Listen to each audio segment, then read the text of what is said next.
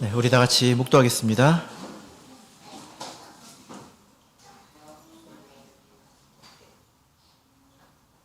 할렐루야, 아멘. 예수 그리스도 이름으로 마지막 강의 시작하도록 하겠습니다.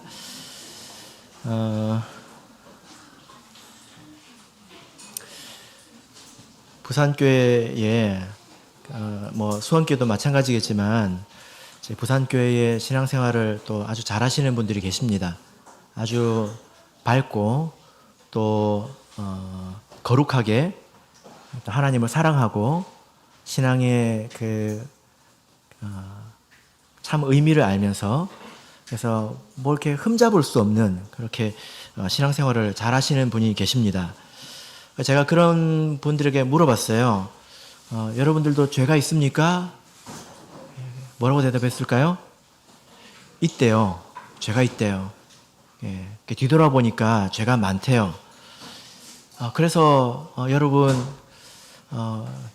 매일 오호라 나는 곤고한 사람이로다. 누가 이 사망의 몸에서 나를 건져내랴 하고 탄식하십니까? 라고 물어봤어요. 그랬더니 그분이 뭐라고 대답했을까요?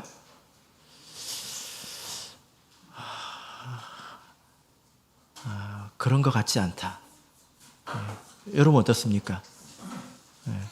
그래서 이 말씀을 잘못 이해하면 우리가 죄에 대해서 이렇게 항상 애통해야 되는 것처럼, 그렇지 않으면 우리가 죄에 대해서 마치 무감각한 것처럼 그렇게 생각하는 것 아닌가? 나는 왜 이런 극적인 어떤 감정 이런 것들이 없을까? 이렇게 생각하기가 쉽거든요. 자, 우리 14절부터 17절 읽겠습니다. 이제 이 아담이 이제 이런 말을 합니다. 14절에서 17절 7장 읽겠습니다. 시작. 우리가 율법은 신령한 줄 알거니와 나는 육신에 속하여 죄 아래에 팔렸도다. 나의 행하는 것을 내가 알지 못하노니 곧 원하는 이것은 행하지 아니하고 도리어 미워하는 그것을 함이라. 만일 내가 원치 아니하는 그것을 하면 내가 이로 율법의 선한 것을 시인하노니 이제 이것을 행하는 자가 내가 아니요 내 속에 거하는 죄니라. 자, 여기서 아담이 말할 때 이 사람은 거듭난 사람이 아닙니다. 지금 어디에 있다고 말하고 있습니까? 죄 아래 팔렸도다 이렇게 말하잖아요.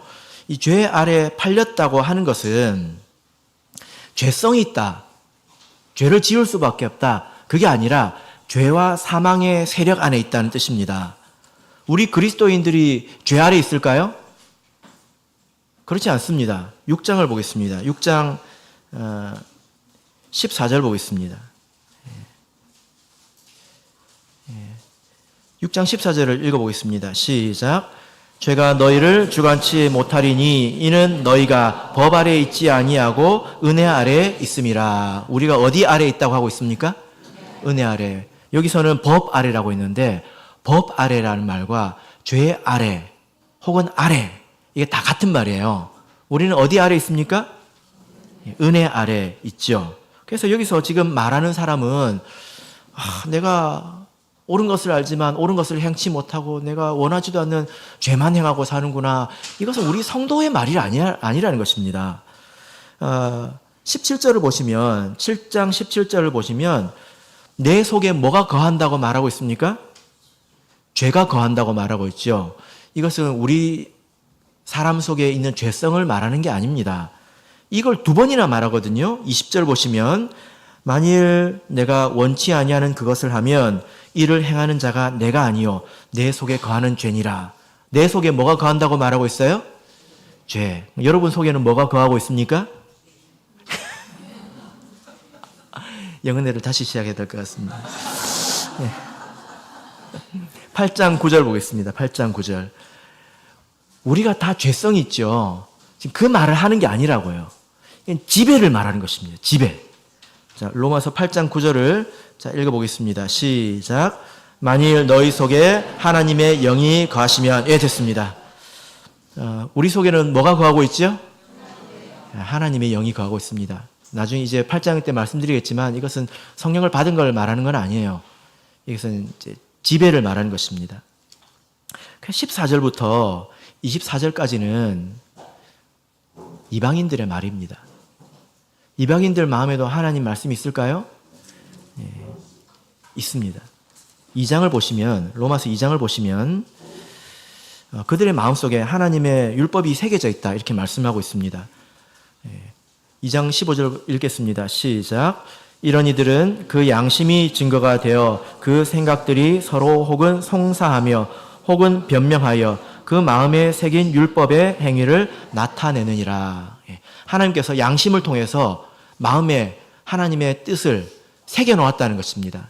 많이 오염됐지만 그러나 사람들이 비슷한 생각을 가지고 있잖아요. 이것은 죄다, 이것은 죄가 아니다, 이런 생각이 있지 않습니까? 그게 이제 하나님 말씀이라는 것입니다. 근데 세상 사람들을 보면 마음속에 뭐가 옳은지 바른 것인지 상당히 알아요. 근데 그렇게 살지 않잖아요. 그죠? 거기에 속박받지 않습니다. 안 들키면 되죠. 물론 모든 사람이 그런 건 아니지만 그렇습니다. 그래서 이 세상 사람들이 정직하게 탄식하고 있는 것이 우리는 곤고한 사람들이다 이렇게 이야기를 하고 있는 것입니다. 자, 그래서 25절을 보시면 이렇게 말합니다. 7장 25절 23절을 보겠습니다. 그래서 세상 사람들이 이렇게 이야기하죠. 내 지체 속에 다른 법이 내 마음의 법과 싸워 내 지체 속에 있는 죄의 법 아래로 나를 사로잡아 오는 것을 보는도다. 세상 사람들을 말합니다. 자, 그래서 25절 읽겠습니다. 시작. 우리 주 예수 그리스도로 말미암아 하나님께 감사하리로다. 그런즉 내 자신이 마음으로는 하나님의 법을 육신으로는 죄의 법을 섬기노라. 이 말씀을 이렇게 잘못 이해하면 어떤 문제가 생기냐면 우리는 사람들은 다 죄를 지을 수밖에 없어. 바울 사도도 그랬잖아. 이렇게 생각할 수 있다는 거예요. 그런 뜻이 아닙니다. 그래서 이렇게 세상 사람들이 율법을 통해서 죄 아래 갇히게 되고 죄가 거하게 되고 죄에 얽매인 삶을 살아가게 된다는 거죠. 그래서 세상에는 소망이 없고 오직 예수 그리스도 안에 소망이 있다는 것입니다. 결과적으로 사람들이 마음에는 하나님의 법이 있지만 육신으로는 그렇게 살지 않는다는 것입니다. 그것을 지금 25절에서 말씀을 하고 있는 것입니다. 하나님 말씀을 잘못 대하기 때문에 이와 같이 흘러간다는 거예요. 그래서 우리가 하나님 말씀을 어떻게 대하는지가 중요합니다. 자, 이제 8장으로 넘어가겠습니다. 8장 1절을 같이 읽겠습니다. 8장이 또 사실 가장 결론적이고 중요한 장이라고 할 수 있습니다. 그래서 이번에 배운 이제 여러 가지 것을 8장에서 한번 종합해 보도록 하겠습니다. 자, 1절 읽겠습니다. 시작. 그러므로 이제 그리스도 예수 안에 있는 자에게는 결코 정죄함이 없나니. 그리스도 예수 안에 있는 자는 어떤 혜택이 있습니까? 정죄함이 없다는 것입니다. 정죄함이 없다고 하는 것은 죄가 없다는 것이 아니라 죄는 있지만 죄를 죄로 정하지 않는다는 것입니다. 그리스도 예수 안에 있는 자들에게는 정죄함이 없습니다. 왜 정죄함이 없을까요? 2번 문제입니다. 그리스도 예수 안에서 정죄함이 없는 이유가 뭘까요? 자, 2절부터 4절을 읽어보겠습니다. 2절에서 4절 시작. 이는 그리스도 예수 안에 있는 생명의 성령의 법이 죄와 사망의 법에서 너를 해방하였음이라. 율법이 육신으로 말미암아 연약하여 할 수 없는 그것을 하나님은 하시나니 곧 죄를 인하여 자기 아들을 죄 있는 육신의 모양으로 보내어 육신의 죄를 정하사 육신을 쫓지 않고 그 영을 쫓아 행하는 우리에게 율법의 요구를 이루어지게 하려 하심이니라. 자, 각 나라마다 법이 있지 않습니까? 한국에는 한국법이 있고 미국에 가면 미국법이 있겠죠. 그 사람들은 각 나라의 법에 적용을 받습니다. 근데 하나님의 시각으로 보면 이 세상에는 단지 두 나라가 있을 뿐입니다. 한 나라는 아담의 나라, 죄의 나라. 한 나라는 하나님의 나라, 예수님의 나라. 두 나라가 있을 뿐입니다. 그래서 이 나라에는 각기 다른 법이 있다는 거예요. 자, 그래서 보시면 2절을 보시면 예수 안에는 어떤 법이 있습니까? 생명의 성령의 법이 있습니다. 이것은 생명을 주시는 성령의 법에 적용을 받는다는 거예요. 근데 아담의 나라에는 어떤 법이 있을까요? 죄와 사망의 법이 있습니다. 죄와 사망의 법이 뭘까요? 죄를 지으면 죽는다는 법입니다. 그러나 그리스도의 나라, 예수님의 나라 안에는 죄를 지어도 죄를 정죄하지 않는다는 거예요. 그래서 우리가 어떤 나라 안에 있느냐가 제일 중요한 거죠. 그죠? 우리가 세상 안에 있는 것인지, 아담의 안에 있는 것인지, 아니면 그리스도 안에 있는 것인지, 이게 제일 중요하다는 것입니다. 극단적으로 다르잖아요. 그리스도 예수 안에 있으면 정죄함이 없다고요. 죄를 죄로 정하지 않는다고요. 죄가 없다는 게 아닙니다. 그러면 어떻게 죄의 삭은 사망인데 그리스도 예수 안에 있는 자들은 죄를 죄로 정하지 않는 것이냐? 여기서 아주 분명하게 말씀하고 있습니다. 우리가 이미 다 배웠죠. 3절을 보시면 율법이 육신으로 말미암아 연약하여 할 수 없는 그것을. 여러분, 그래서요, 하나님의 말씀은 거룩이 무엇인지, 하나님의 뜻이 무엇인지 가르쳐 주지만, 그러나 그것을 지키게 하는 힘이 이 법 자체에 있지는 않아요. 법이 부족한 것이 아니라 우리가 부족하다는 것입니다. 그래서 할 수 없다는 거죠. 예를 들어서 어떤 애한테 IQ가 80밖에 안 되는 애한테 야, 이렇게 공부하면 서울대학교 갈 수 있어. 그 말이 맞아요. 근데 얘가 IQ가 80밖에 안 돼요. 그럼 됩니까? 안 되잖아요. 말은 맞는 말인데 아이가 연약하니까 안 되지 않습니까? 그래서 율법이 연약해 보인다는 거예요. 그래서 우리가 죄를 지을 수밖에 없는데 예수 그리스도께서 죄 있는 육신의 모양으로 이 땅에서 십자가에서 죽으셨기 때문에 예수님의 보혈로 이 예수 안에 있는 사람들은 죄 용서함을 받는다는 것입니다. 그래서 4절을 보면 조금 전에 말씀드렸습니다. 율법의 요구를 이루어지게 하셨다. 율법의 요구가 무엇입니까? 죄를 지으면 죽여라! 한다는 거예요. 그럼 예수 안에 있는 사람들은 율법을 어기면 율법이 죽여라! 하면 예수 안에 있는 사람들은 뭐라고 말하죠? 죽었다! 왜? 언제? 그러면 2000년 전에 우리가 예수님 안에서 그때 죽었다는 것입니다. 그죠? 그래서 율법의 요구가 이미 만족됐다는 거예요. 자, 그래서 아주 결정적으로 중요한 것이 무엇입니까? 내가 어느 나라 사람이냐, 이게 중요합니다. 맞죠? 어느 나라 사람이냐가 중요합니다.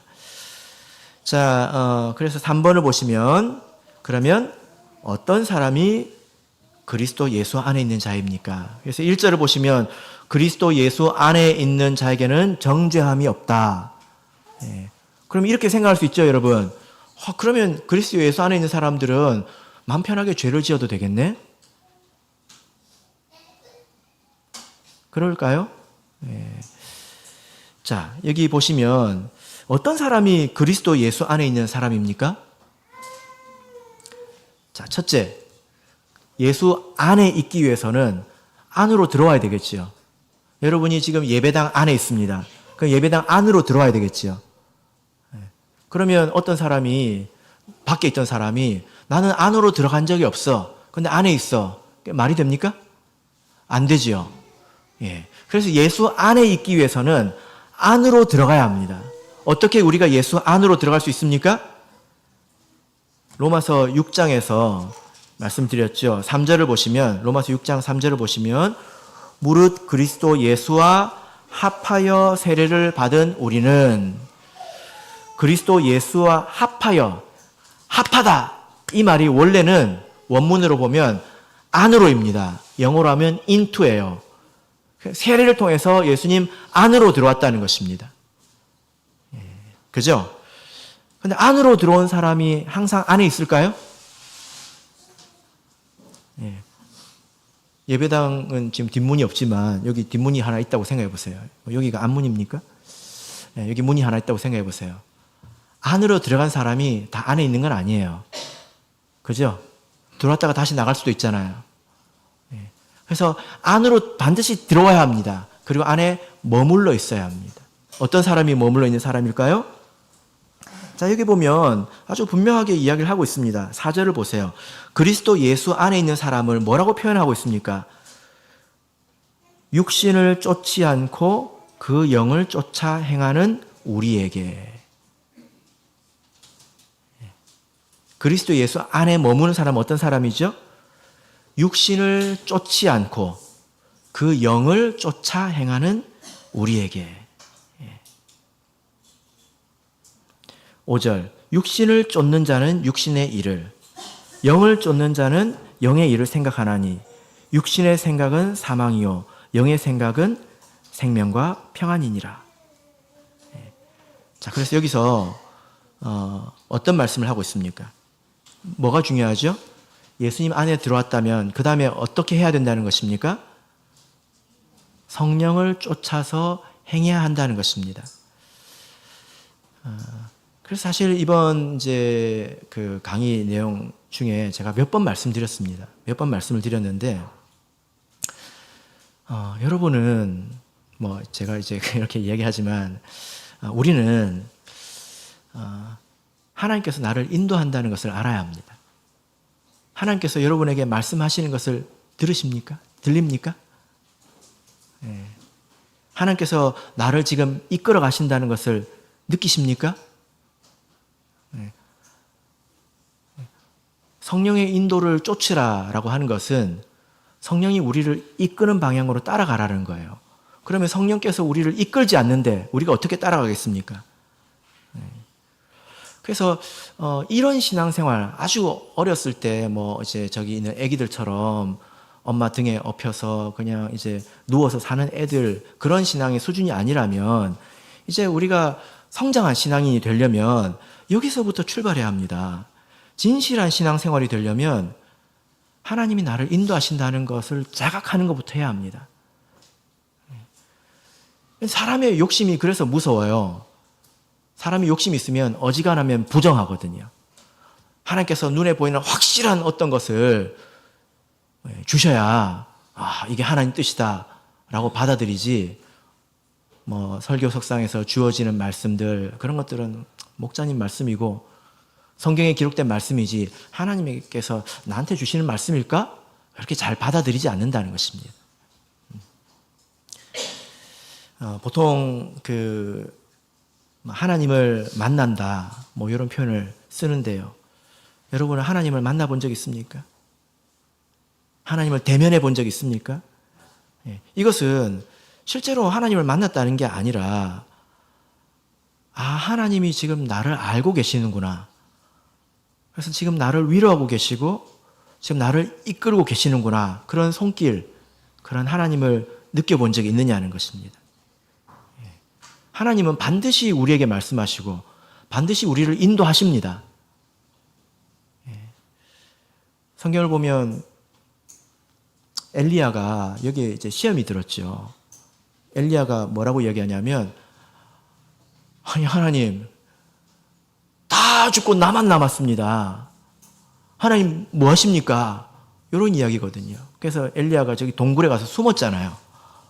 하나님께서 너 잠깐 나와봐 해가지고 지진으로 땅을 가르고 바위를 가르고 폭풍이 몰아치고 아주 스펙타클한 그런 일이 일어났습니다. 근데 거기에 하나님이 있었어요, 없었어요?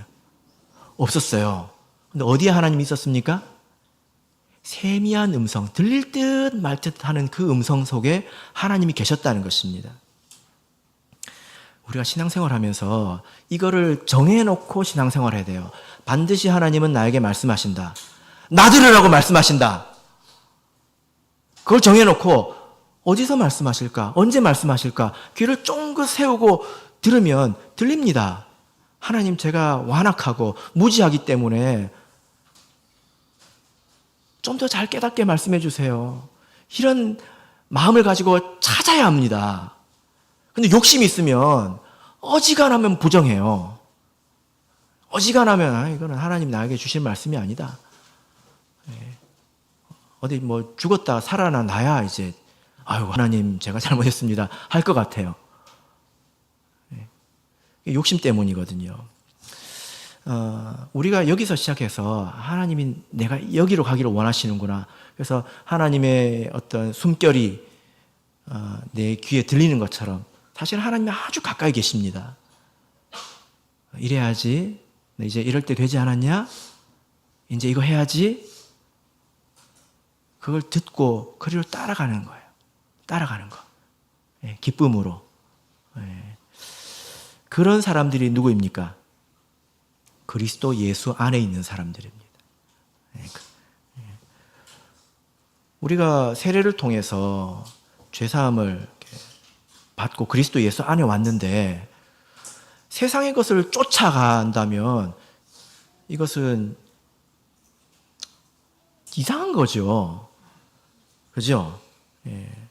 육신의 것을 쫓아간다면 정말 이상한 것입니다. 영적인 신분과 실제 삶이 이렇게 어울리지 않는 거예요. 정체성에 혼란이 있는 것입니다. 계속 그렇게 가면 그 사람은 그리스도 안을 나가게 됩니다. 결과적으로는 나가게 되는 거죠.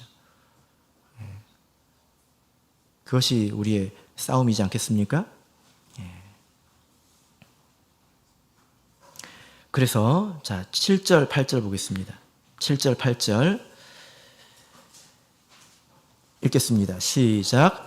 육신의 생각은 하나님과 원수가 되나니 이는 하나님의 법에 굴복치 아니할 뿐 아니라 할 수도 없음이니라. 육신에 있는 자들은 하나님을 기쁘게 할 수 없느니라. 아무리 세례를 받다 하더라도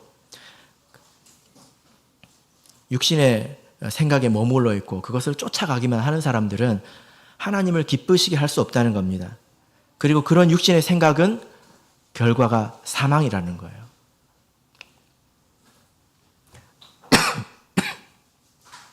자, 그래서 9절 보겠습니다.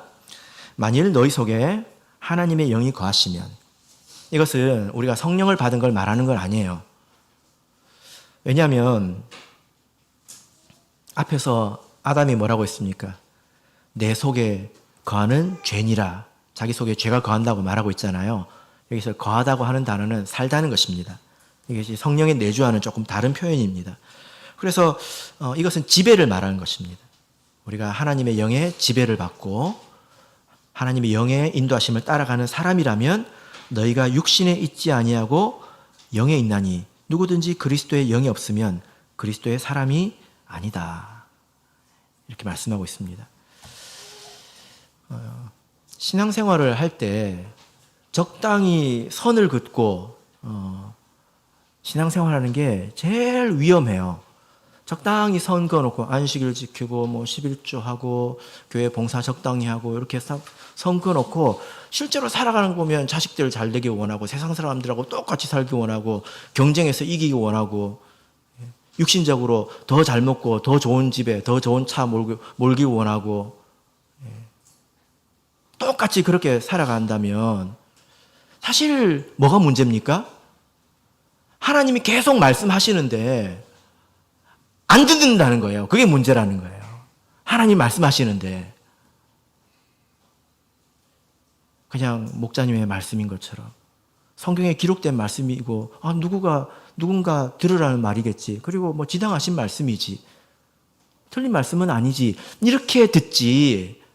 하나님이 지금 나에게 이렇게 말씀하시는 거 듣지 않는다는 거예요. 왜냐? 자기는 이미 선을 그어놨잖아요. 그 정도 있으니까 뭐 천국 가는데 지장 없으면 뭐 꼭 천국 가서 뭐 상급을 크게 받고 싶은 욕심도 없고, 지옥만 안 가면 되고, 그런 마음으로 살기 때문에 문제가 된다는 것입니다. 제가 이제 신학을 이렇게 졸업하고 교회 다니면서 성도님들을 통해서 정말 많이 배웁니다. 표현할 수 없지만 이미 이런 삶을, 로마서를 깊이 이해하지는 못하지만 결과적으로 이렇게 하나님의 인도하심을 쫓아서 살아가는 분들이 많이 있어요. 그리고 그렇지 않은 분들도 좀 있습니다. 그런 것들을 이제 제가 보면서 이제 많이 이제 배우게 되는 것입니다. 그런 분들의 간증을 또 들으면서, 저 사람들은 하나님의 음성을 저렇게 듣고 사는구나, 저렇게 받아들이고 사는구나. 그런 사람들이 그리스도 예수 안에 있는 자들이죠. 어떤 자매님의 이제 간증인데요. 뭐 대단한 간증은 아니지만,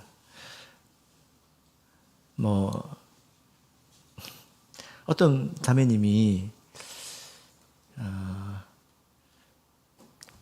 아주 충만한 기도 생활을 하시는 분이었는데 어느 순간 자기의 기도가 좀 식어졌더래요. 참 이상하다 이렇게 식어졌더래요. 그래서 그것에 대해서 조금 근심하는 마음이 있었다고 합니다. 그래서 어느 날 이제 기도를 하는데 하나님이 아주 큰 호통 소리를 들었습니다. 그게 뭐였냐면, 하나님께서 나는 마귀가 싫다, 나는 마녀가 싫다, 뭐 이런 소리였습니다. 이게 뭐 귀로 들렸는지 마음에 울렸는지 모르겠습니다. 근데 그걸 듣고 자기가 깨달았어요. 그때 당시에 우리나라 도깨비 있죠, 도깨비. 내용이 뭐예요? 주인공이 누구예요? 도깨비잖아요. 잘생긴 도깨비잖아요. 그때 당시에 착한 마녀를 주제로 이렇게 텔레비전에 시리즈가 이렇게 3개가 나왔는데, 그걸 정주행하고 있었대요. 정주행이 무슨 말인지 아시죠? 꼬박꼬박 챙겨서 보는 것. 그걸 듣고 알았대요. 이것이 내 기도가 식어진 원인이구나. 하나님은 이런 걸 싫어하시는구나. 그래서 끊었답니다. 아주 작은 이야기지만 하나님이 무엇을 기뻐하시고 무엇을 또 싫어하시는지 들으면서 사는 사람들이 있다는 것입니다. 어지간하면 안 들으려고 그러고, 근데 교회를 떠나지는 못해요. 하나님이 있는 걸 알고 천국과 지옥이 있는 걸 알거든요. 떠나지는 않아. 참 어중간한 것입니다. 여러분, 그리고 우리가 어떤 사람이 되어야 될까요?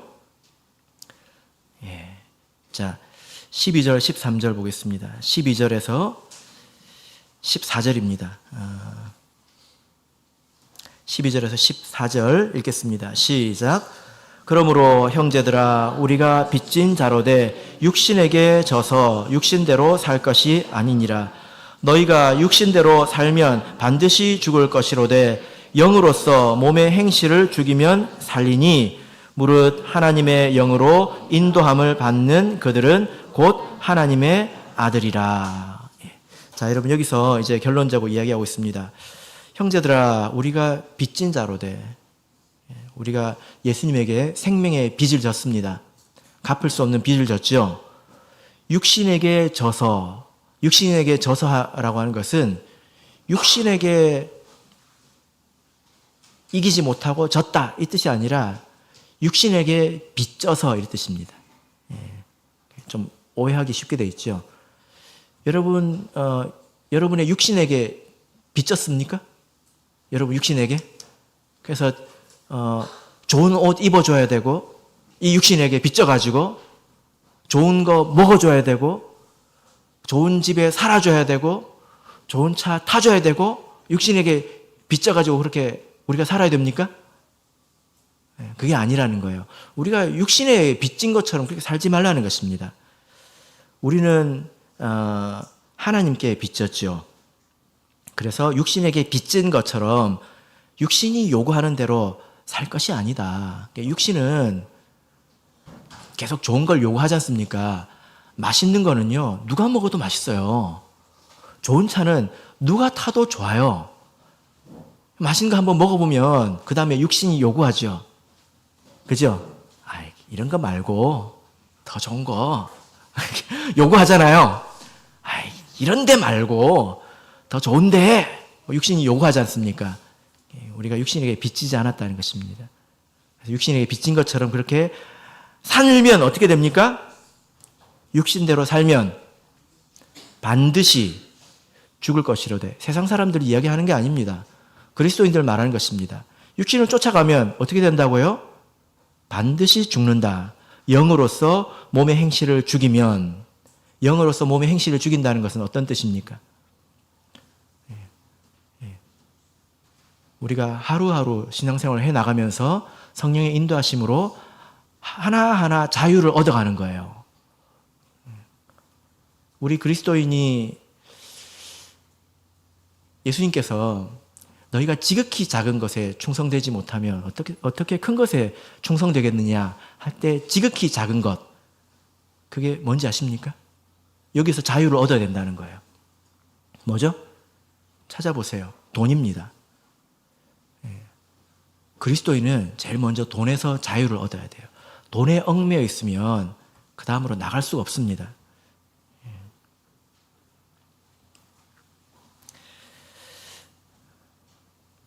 무릇 14절 하나님의 영으로 인도함을 받는 그들이 곧 하나님의 아들이라. 그래서 만약에 우리 성도님들께서 하나님께서 나에게 뭐라고 말씀하시는지, 뭘 요구하시는지 모르시겠다면 좀 더 깊이 기도를 해보십시오. 그러면 알게 되실 겁니다. 왜냐하면 하나님은 알아듣게 말씀하시는 분이거든요. 자, 그래서 우리는 영으로서 몸의 행실을 죽이는 자입니다. 로마서 12장 1절을 보겠습니다.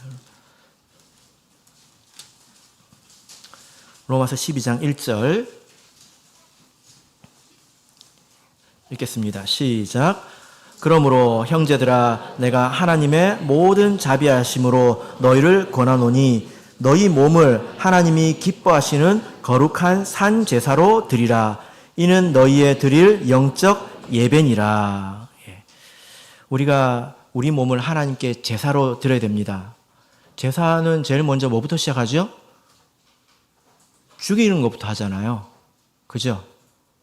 우리 몸을 죽이는 것부터 시작해야 된다는 것입니다. 맛있는 것은 누가 먹어도 맛있고 좋은 것은 누가 입어도 좋습니다. 그것을 죽이는 것부터 시작해야 된다는 거예요. 그래서 우리가 우리 삶을 하나님이 원하시는 대로 이끌어 가야 된다는 것입니다. 처음에는 힘들죠. 시간이 지나면 자연스러워지고 더 잘하게 됩니다. 이게 종노릇이기 때문에 그렇습니다. 그리스도인은 자기를 죽이는 싸움이 항상 있어야 합니다. 제가 첫날에 우리 성도님들께 이렇게 질문을 했는데요. 여러분의 싸움은 어디에 있습니까? 제가 이제 여쭤봤는데요. 여러분이 싸우는 지점이 있습니까? 육신의 피곤함을 이기기 위해서, 또 미래에 대한 불안함을 극복하고 내가 하나님의 것을 택하는, 또 육신의 요구, 이것을 내가 무시하고 하나님의 것을 택하는 그런 싸우는 지점이 있어야 한다는 것입니다. 왜냐하면 반드시 성령은 그리로 인도하거든요. 거룩으로 인도한다는 말입니다.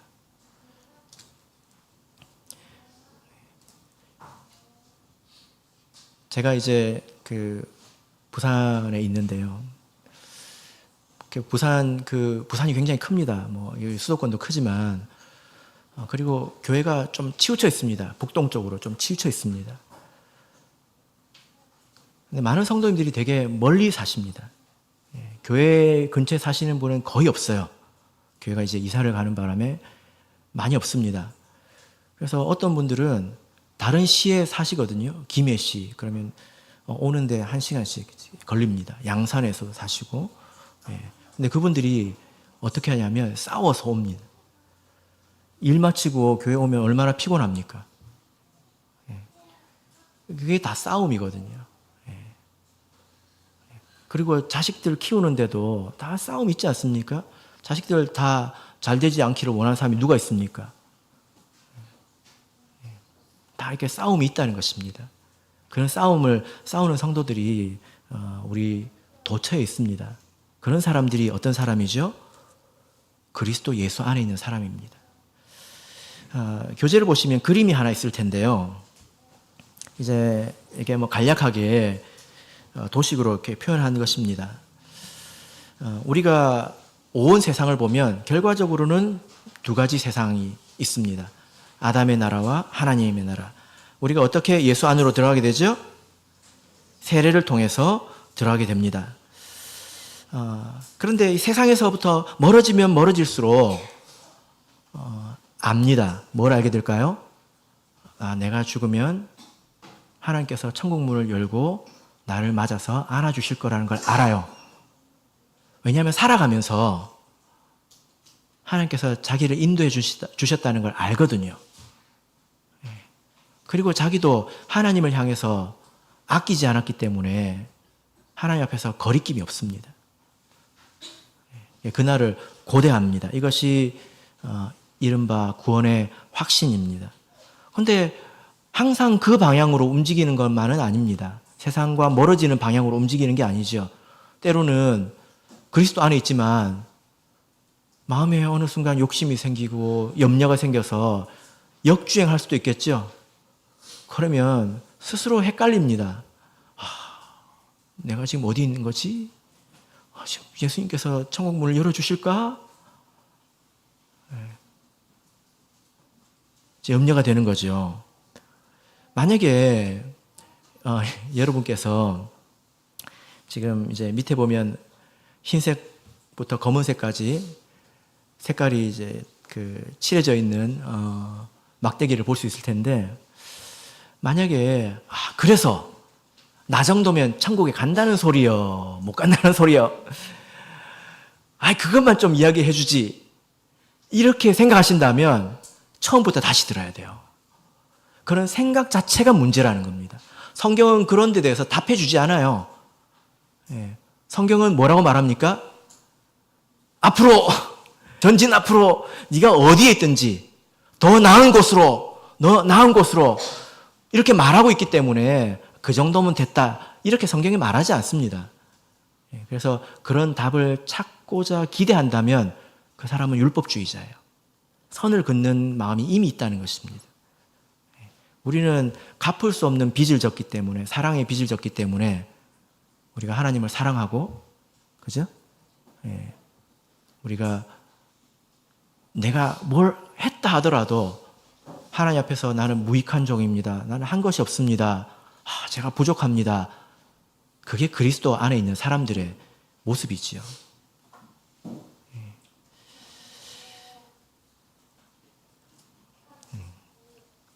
항상 부족합니다, 우리가. 자, 이제 나머지 부분을 간단하게 보도록 하겠습니다. 자, 6번.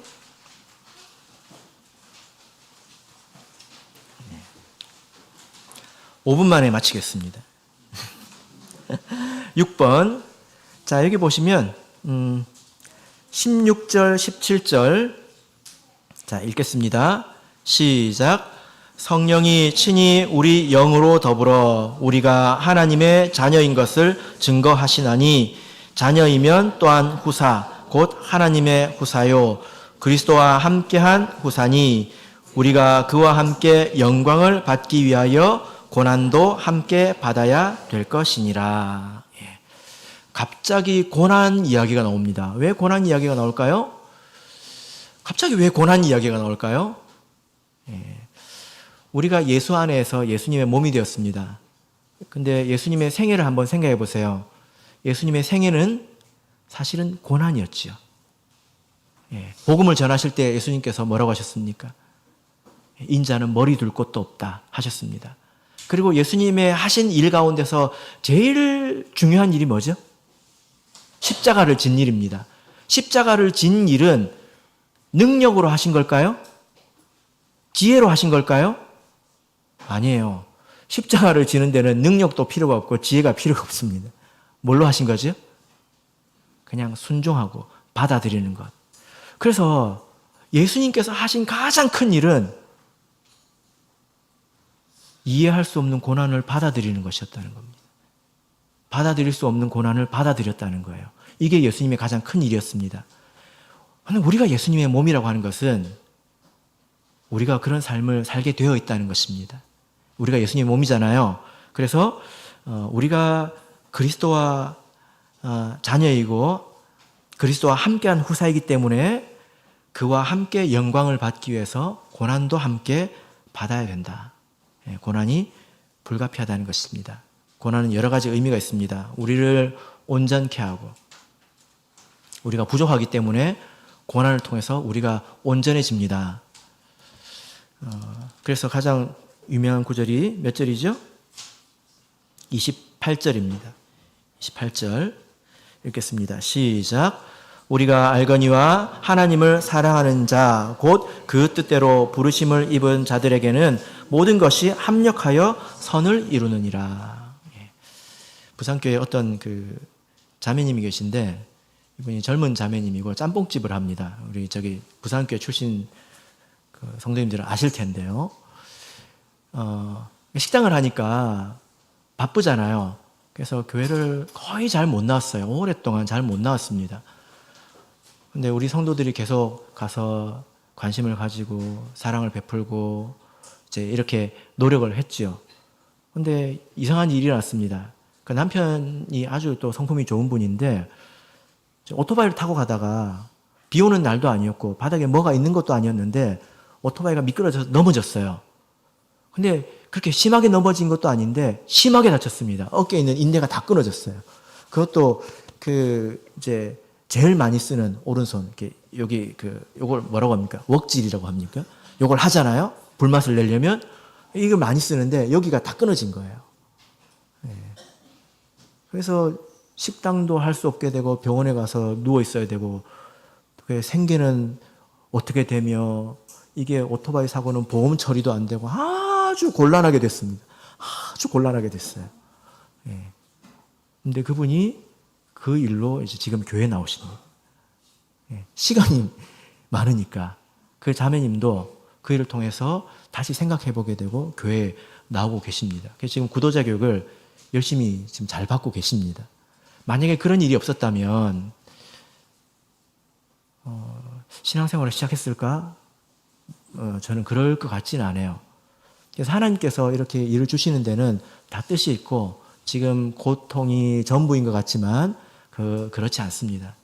하나님의 선하신 뜻이 있다는 것입니다. 우리 모든 사람이 다 마찬가지죠. 우리가 겪는 고난이 있습니다.